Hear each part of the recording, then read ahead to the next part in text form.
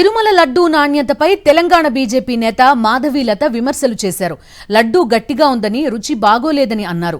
లడ్డూలో నెయ్యి తక్కువగా ఉందన్నారు. మాధవీలత చేసిన ఈ పోస్ట్ సోషల్ మీడియాలో వైరల్ గా మారింది.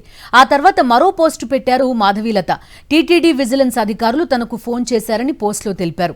ఎవరు తెచ్చారు, ఎక్కడ, ఎప్పుడు కొన్నారనే వివరాలు అడిగారని మాధవీలత తన పోస్టులో పేర్కొన్నారు.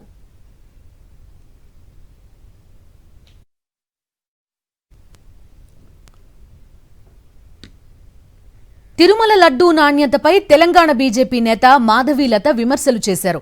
లడ్డూ గట్టిగా ఉందని, రుచి బాగోలేదని అన్నారు. లడ్డూలో నెయ్యి తక్కువగా ఉందన్నారు. మాధవీలత చేసిన ఈ పోస్ట్ సోషల్ మీడియాలో వైరల్ గా మారింది.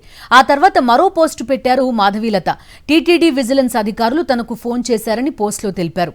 ఎవరు తెచ్చారు, ఎక్కడ, ఎప్పుడు కొన్నారనే వివరాలు అడిగారని మాధవీలత తన పోస్టులో పేర్కొన్నారు.